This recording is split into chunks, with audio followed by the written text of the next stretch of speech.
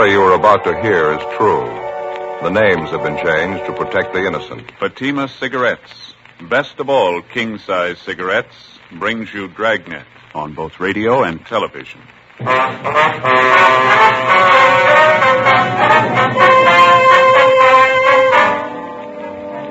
You're a detective sergeant. You're assigned to homicide, special detail. There are rumors of an impending war between juvenile gangs in your city.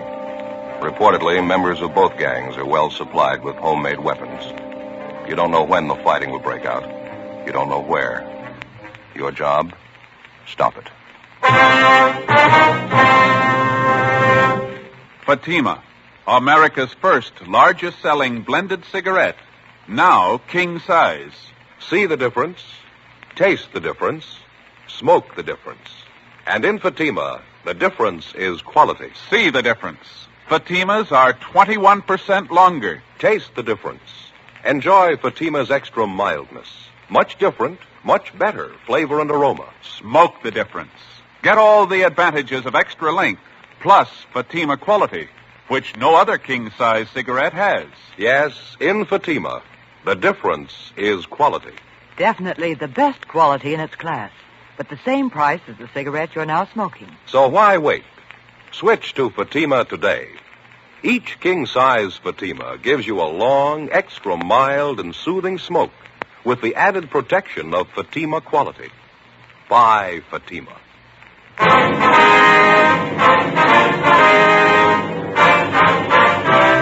Dragnet, the documented drama of an actual crime. For the next 30 minutes, in cooperation with the Los Angeles Police Department, you will travel step by step on the side of the law through an actual case transcribed from official police files. From beginning to end, from crime to punishment, Dragnet is the story of your police force in action.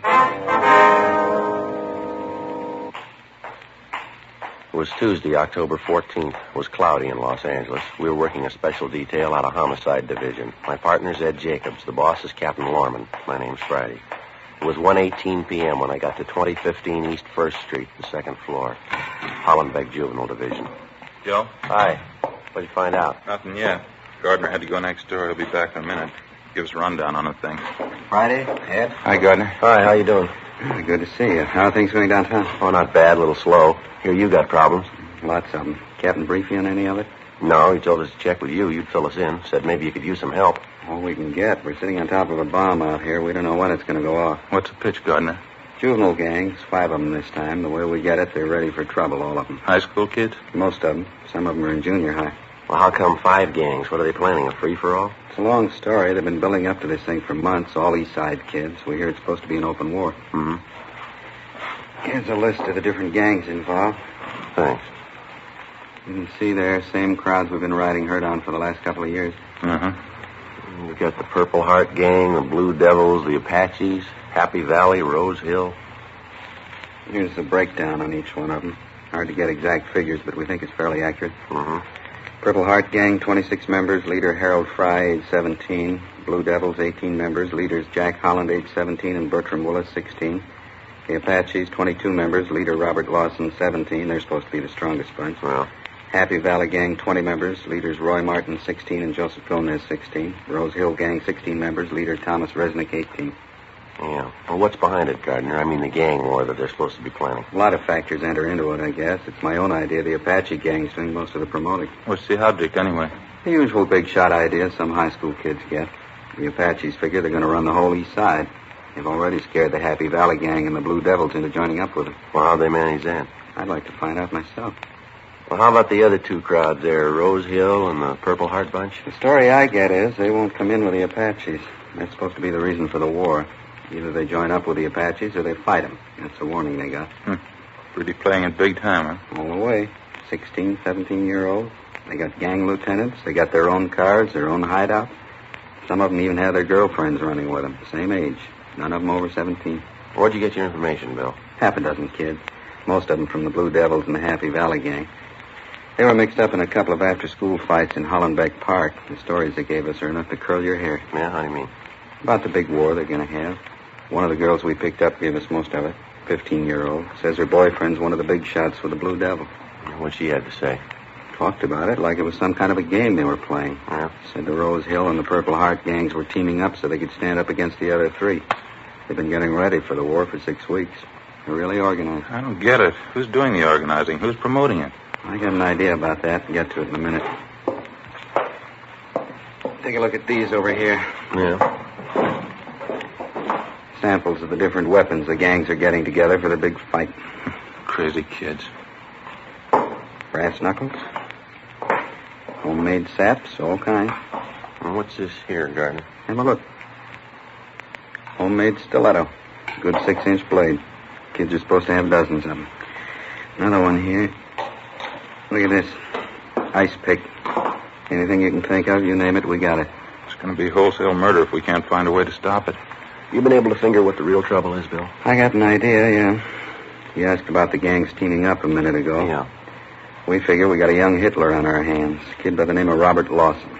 He's supposed to be the ringleader of the Apache gang. Moved in about a year ago from the Middle West. How much you know about him? Wrote a letter to the city he originally came from. Nothing but trouble back there. Bad juvenile record. We've talked to the boy a couple of times. His parents, too. Didn't do much good. Never had enough to file a petition on him and bring him to the attention of the juvenile court. We know he's responsible for a lot of the trouble we got, but he always has some other kid do it for him. Never does it himself. You think he's responsible for working up the gang war ideas, eh? We figure he's our biggest problem. We've tried everything to reach the Lawson kid and settle him down. Checked with the teachers at his school, the principal, vice principal. They can't handle him. They figure on expelling him if he doesn't straighten out. Well, how about the other youngsters in these gangs? I mean, besides this Lawson boy here. We've got notifications out for them and their parents. They're supposed to be in here tomorrow night, 7:30.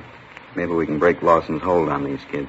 Sure got me. What's the matter with this Lawson boy's parents? Don't they know what's going on? Can't they control him? Well, we tried to talk to the parents. They think we're wrong. They're proud of the kid. He's got a high IQ. They think he's a natural-born leader. Oh, sure. Yeah. The mother says people just don't understand the boy. Or maybe you should have told him. Huh? San Quentin's full of people we don't understand. The following night, Wednesday, October 15th, the members and ringleaders of the various juvenile gangs, along with their parents, showed up at Hollenbeck Juvenile Division as requested. In questioning each of the youngsters, we definitely confirmed the reports we had of the impending gang war. The interviews also revealed that if and when the fighting did start, it would be more serious than we at first figured. For one thing, there were more youngsters involved than we thought. The gangs had been recruiting new members by the dozen in preparation for the street fights. For another thing, we found out the teenagers weren't carrying around 8-inch knives and brass knuckles just for show. If fighting started, they were ready and willing to use them. We weren't sure how much we could count on it, but after interviewing the parents and advising them how serious the situation was, they promised their full cooperation. Most of them agreed they'd maintain strict check on their youngsters and keep them out of all neighborhood gang activities. Some of the parents took a resentful attitude. They insisted the gangs were harmless. They accused us of picking on the youngsters. A few of the parents didn't even show up at the meeting. Among these were the parents of 17-year-old Robert Lawson, the boy who seemed to be promoting most of the trouble. The following morning, my partner Ed Jacobs and I drove out to his home and we talked with his mother. She was friendly but not too cooperative. I don't know why you say that, Sergeant. I appreciate you worrying about my boy, but I'm sure it's not as bad as you think. I don't mean to contradict you, Mrs. Lawson, but I'm afraid it is a lot worse than you think. It's what the other officers said, too, but you really don't have any proof, do you? I mean, if you idle rumors, you certainly can't accuse Robert on that basis. We're not accusing Robert of anything, ma'am. It's not the point. What we're trying to do is to head off the trouble before it starts. You were living in the Middle West before you came to Los Angeles, that right, ma'am? Yes, that's right, Nebraska. Well, wasn't your boy in some kind of trouble back there? Yes, but it didn't amount to anything. Could have been avoided so easily. They just didn't understand Robert. That was the whole trouble. Is he an only child, ma'am? Yes, just Robert. But he's not spoiled. I know it's a great temptation with an only child, but we didn't spoil him. Robert just isn't like that. You allow him quite a bit of freedom, do you, ma'am? I mean, does he go out at night very often? Well, he is 17 years old, going on 18. Yes, my husband and I allow him to go out as often as he likes, as long as he keeps up with his studies. Robert's always done very well. He always tops in his class. Do you know where he spends his time when he goes out at night? He's usually down at the gym or at the library. You know that for a fact, do you? I trust Robert, if that's what you mean. If he tells me that's where he's going, I believe him. The mother can't believe her own son. Who can she believe? How about the company your boy keeps? You know any of his friends, Mrs. Lawson? Few, yes. There's the Miller boy and Jack Holland. They seem to be fine boys. Miller and Holland? Yes. There doesn't seem to be anything wrong with them. Well, there is, ma'am. What? Both of them have juvenile records. Both of them belong to your son's gang. Really, Sergeant, how can you say that? It isn't fair. Wouldn't it be better to try and understand these boys instead of picking on them, persecuting them? I don't know how we're going to make you understand, Mrs. Lawson. We're not picking on them. We're not persecuting them. We know there's a gang problem. We know your boy's one of those at the bottom of it. If something isn't done, there's going to be trouble. If we're going to stop it before it begins, we're going to have your help. I'm perfectly willing to cooperate, you know that. That must be Robert now, excuse me. Robert? Bob, is that you? Yeah? Would you come in here a minute, Bob? We're in the living room. Yeah? What do you want? These are police officers, Bobby. This is Sergeant Friday. Sergeant Jacobs, is that right? Yes, ma'am.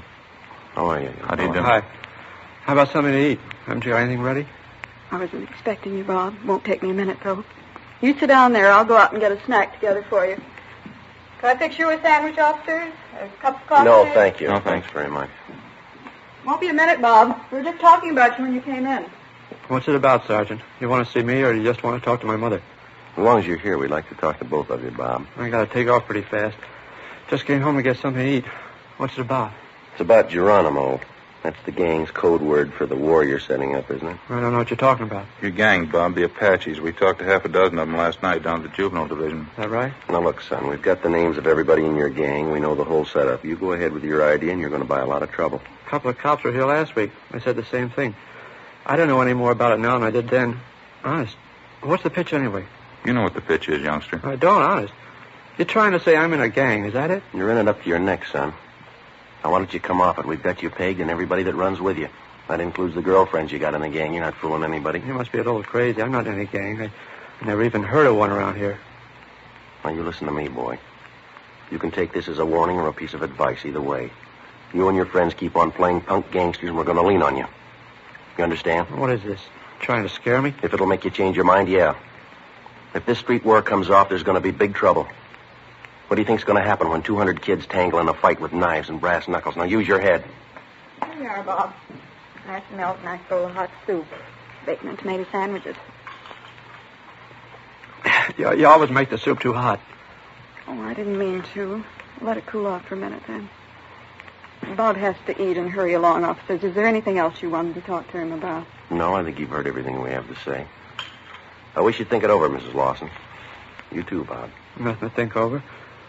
They're trying to say I'm in a gang. They think I'm the leader. You told them, didn't you, son? Sure. They don't believe me. I wish I could make you understand, Sergeant. He's not a gang leader. Robert's telling the truth. Afraid he isn't, ma'am. Well, he is. I know he is. I mean, after all, he's my son. I'm in a position to know him better than you do. Yes, ma'am. If he was lying, I'd know it. I wish I could make you understand. Mother's the only one who really knows her boy. I know Robert's telling the truth. Aren't you, Robert? Robert? Huh? That's so, isn't it? You're telling the truth, aren't you? Sure. How about some more soup? Before we left the house, we tried again to talk to Robert Lawson and his mother, but it was no use. She believed every word he said, and he apparently refused to believe the possible consequences of the war he was planning for his gang of juveniles. We drove downtown and had an interview with the boy's father at his work. He was even less cooperative.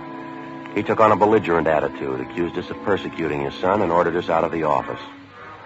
Along with Sergeant Bill Gardner and Frank Kerber, we spent the rest of the afternoon and most of the following day checking with parents of youngsters who had been recently recruited into one of the various East Side gangs.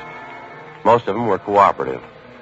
Late that afternoon, Bill Gardner, Ed, and myself met with Captain Stein back at Hollenbeck Juvenile. Strict curfew all over the area. We can start tonight. What do you figure, just on the weekends? Every night. Sunday to Sunday. I'll get some more men in to help out. Every youngster out in the street after 10 o'clock gets stopped. Mm-hmm. Every one of them caught with knives, saps, brass knuckles, or anything like them, they're going to be pulled in and filed on. No exceptions. Be a lot safer in custody than mixing in the gang fight. Yeah, a lot of help. Might teach some of the parents a lesson anyway. Huh? Yeah. Excuse me. Juvenile Division, Stein. Where was that? When? Yeah, right away. Let's hustle at Evergreen Avenue out near the cemetery. Yeah, what is it? Curfew was a good idea. We got it too late. Huh? Gang war, it's already started. Before we left the office, we had communications notify all J cars on the special detail to proceed at once to the scene of the Major 415 call. 10 cars were ordered to cruise the area surrounding the actual scene of the fight and to pick up any and all members of the juvenile gangs who showed any evidence of having been in the fight or had in their possession any deadly weapon. Captain Stein, Bill Gardner, Ed, and myself left the office on a Code 3 and drove out to the scene of the gang fight. When we got there, all the J cars and 3 radio crews had the area blocked off. An ambulance crew was treating more than a dozen youngsters who had been injured during the fight. One of the youngsters had a lacerated eye. He'd been blinded. Most of the other victims would carry scars for the rest of their lives. The juveniles who'd taken part in the battle and who'd been lucky enough to escape without serious injury were being loaded into the J cars and the radio cars. They were to be removed to juvenile headquarters at 1335 Georgia Street for further investigation. Together with Bill Gardner and Frank Kerber, Ed and I began covering the area, collecting dozens of homemade weapons used in the gang fight. They'd be turned over to Pete Brown, Hollenbeck Juvenile, to be booked as evidence. Joe? Yeah, Ed. Come here a minute. Over here. Yeah. Have a look. Piece of chain, bloodstains on it. Lousy. How vicious can it get? Come on. All right. Across the street there, the car in the driveway. Oh, yeah. Help him. He's hurt. Somebody help him, Bobby. What's the trouble? Bobby, he was in the fight. One of the gang, they stabbed him. He's in the car. Come on. What is it, Joe? Take a look. The Lawson boy, huh? Yeah, knife in his chest. Want me to get the doctor? Yeah, call the coroner, too.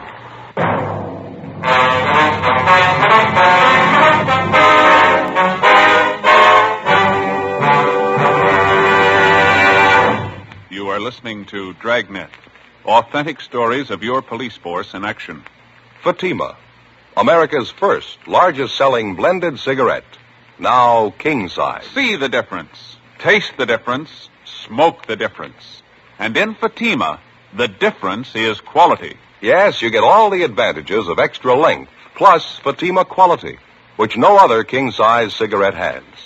That's why week in, week out, year after year, more smokers are switching to Fatimas. 1950, Fatima sales higher than ever before in Fatima history. 1951, another record year. Fatima sales up and up.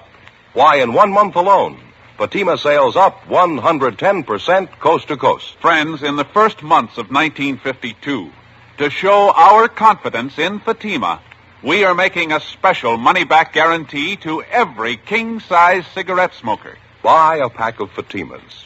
Enjoy Fatima quality, extra mildness, and superbly blended tobaccos. If you're not convinced Fatima is better than the king-size cigarette you're now smoking, just return the pack and the unsmoked Fatimas before April 1st, and we'll give you your money back plus postage.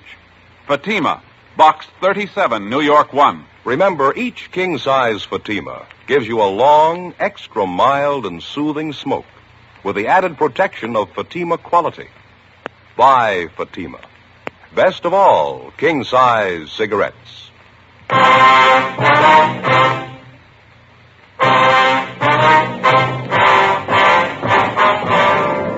Thursday, October 16th, 5:35 p.m.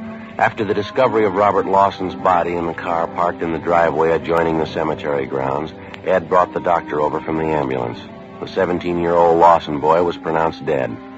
The doctor made out the prescribed form and marked it DOA. While we waited for the crime lab crew and the coroner to get there, Ed and I questioned the girl who'd led us to the body. She identified herself as Ann Porter, age 16. She told us she was Bob Lawson's girlfriend. She readily admitted accompanying him to the scene of the gang fight that afternoon. I knew what it was going to be like. I knew right then. I came closer. Bob told the kids to get ready. They were a little ways from us when they stopped. The other gang, the Purple Heart. Yeah, go ahead, please. There's a kid by the name of Jumpy. He's the leader. He stepped out in front of them and called to Bob. Called him a bad name, said bad things. This boy you called Jumpy, you know his real name, Ann? No, Jumpy's only his nickname. I know him when I see him, though. I can point him out. Well, what happened after he called, Bob? I don't know. What? I don't know. I'm not sure. Everything seemed to happen at once. Bob swore at me, pushed me back, told me to get out of the way. Then he walked up to this kid, Jumpy, right in front of their whole gang. I screamed at Bob. I screamed at him not to. Why'd you scream? What'd you do? He had a chain under his coat. It was kind of a short whip-like. Bob had it doubled up. Yeah. When he went up to Jumpy, Bob had a cigarette in his mouth. He told Jumpy to light it for him. It's supposed to mean he's chicken if he does it. Jumpy laughed at him. Bob took out the chain, hit him across the face with it. Hit him with all his might. Mm-hmm. It knocked Jumpy down. He was laying on the sidewalk. His face was cut bad. Bob had the chain, kept hitting him with it. And somebody gave a yell, and both the gangs started fighting. Were you close to Bob Lawson most of the time? No, not first. There was a lot of yelling and kicking and fighting going on. I ran around and was looking for him. Finally saw Bob. I'm not sure it happened so fast. What happened then? I'm not sure. I thought I saw Jumpy pull a knife on Bob. Long and thin, maybe an ice pick. Yeah. Bobby was still hitting with the chain. It looked like Jumpy hit Bob in the chest with something right over the heart. Bobby stopped. Jumpy did it again. Bobby got white. He looked sick. He turned around and started to run. Well, what happened then? Bobby kept running. I knew he was hurt. I went after him. I saw him fall, but he got up. He kept running. Then one of the other gang grabbed me. They hit me. It's all right. We understand. I didn't find Bob until the fight was over. I heard the cops' cars coming, sirens, coming around from everywhere. I felt sick. I finally found Bob, though. He was laying in the back seat of the car, just laying there. And that's when you called out? Yes. I guess I knew it. As soon as I looked at him, dead white as a sheet. It ain't easy. Not when you find somebody dead, not somebody you love. All right, youngster. It'll be all right. It'll be all right. You're lying. You know that. It won't be all right. Take it easy, Ann. I loved Bob. Didn't you know that? When he graduated, the first thing we were going to get married. As soon as he got out of school, we'd be married. We'd be married. Ann? Ann? Yeah. How old are you? I'm 16. Why? Nothing. It happens to practically everybody. What? People seem to make a lot of mistakes when they're 16.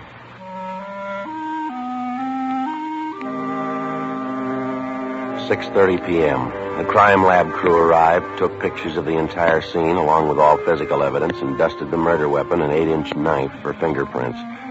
The coroner arrived, and after we'd completed our investigation, he removed the body to the county morgue. Along with a policewoman, we took Robert Lawson's girlfriend, 16-year-old Ann Porter, down to Georgia Street Juvenile Division to the assembly room. There, a special show-up was held of all the boys involved in the afternoon's fight. The Porter girl identified a 17-year-old by the name of Warren Stone, nicknamed Jumpy, as the boy who'd stabbed Robert Lawson to death. At least a dozen other subjects in the case identified the boy by his nickname, Jumpy. 3 members of either gang involved in the fight declared in sworn statements that Warren Stone was the boy who'd attacked the Lawson boy with a homemade knife. Statements were taken from all concerned, and the ringleaders of the gangs were detained. The other subjects were released to their parents' custody after being notified that they would be filed on and a hearing held in juvenile court. Ann Porter was returned home by a policewoman. 7:55 p.m., Ed Jacobs and I took the subject, Warren Stone, to the captain's office where we tried to question him about the murder. He refused to say anything. I told you the truth. I told you the whole story. I don't have to tell you again. We're pretty sure you didn't tell us the truth, Warren. We know you tangled with Bob Lawson in that fight this afternoon. No, I didn't. We've got statements from a dozen kids, son. They say Lawson had a piece of chain. He kept slugging you with it. They say you pulled a knife and stabbed him. How do they know? A lot of kids there had knives. Anybody could have stabbed him. Why are you picking on me? It was your knife. It was your knife that killed him. Your initials on it. I lost the knife in the fight. Somebody could have picked it up, used it. No, that won't do, youngster. The handle of the knife's been processed. Your fingerprints are all over it. How about it, son? Warren? Come on now, what do you got to say? Nothing. I killed him. 8:40 p.m. Warren Stone was booked in at Georgia Street Jail on suspicion of 187 PC, murder. Ed and I got in the car and drove out to the home of the murder victim to notify his parents, Mr. and Mrs. Robert Lawson. Mr. Lawson wasn't home from work yet. We broke the news of her son's death to Mrs. Lawson as gently as we could.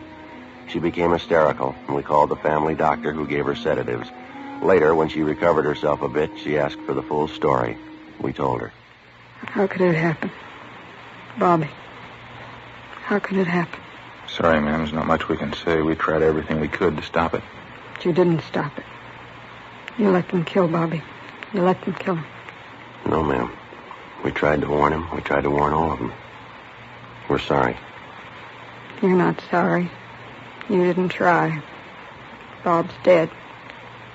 Everything I had. He's 17 years old and he's dead. I can thank you for that. My only baby. We're sorry you feel that way, Mrs. Lawson. Why shouldn't I feel that way? You call yourselves policemen. That boy who killed Bobby, you should have had him in jail in the first place. Young killer. Running around loose, you're as guilty as he is. I'm not defending him, ma'am, but he wasn't a young killer. Didn't even have a juvenile record. I don't care anything about records. He's a killer. He took a knife and he killed Bob, and you let him do it. You let him. I think we better be going in. Yeah. You or your husband will have to identify the body, and tomorrow morning will be all right, the county morgue. Dear God. You'll have to be at the coroner's inquest, too. You'll be notified about the time and the date. I hope you have to live with this. I hope you live with it like I have to live with it. I hope it drives you crazy. I know how you feel, ma'am, but you're wrong. I think you'll realize that. They murdered Bob. You let them kill him. I'll always remember that. All right. And you remember something else. The last time we came here to your house, we tried to make you understand. You didn't know Bobby. You didn't understand him. I was the only one. I always knew what he was thinking, what he wanted, what he was going to do. I was the only one. No, ma'am, there was somebody else. What? The boy who killed him.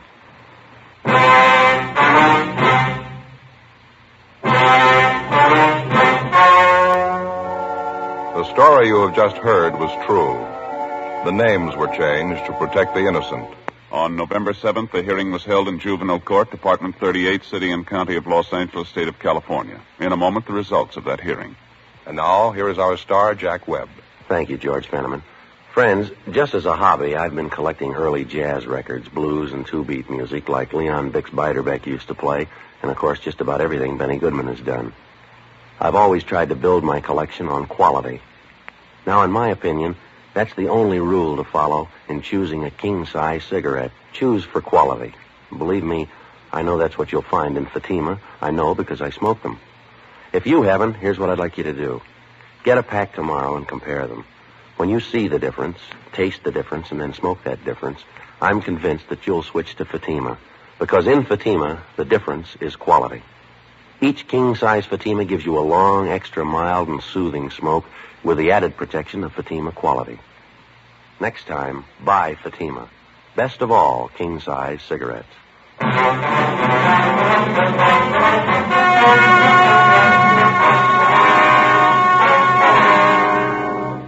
17-year-old Warren Ernest Stone was filed on alleging violation of 187 PC, murder. The rest of the juvenile gang ringleaders were filed on alleging 242 PC, battery. They were all made wards of the juvenile court and placed in detention homes under the supervision of the State Youth Authority. They are still confined in state institutions for juveniles.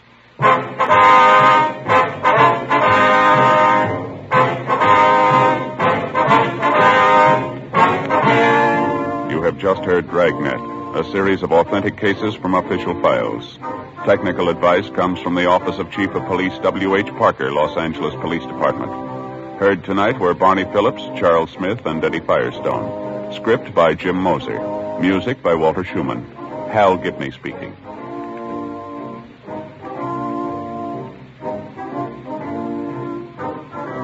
Fatima Cigarettes, best of all king-size cigarettes, has brought you Dragnet, transcribed from Los Angeles.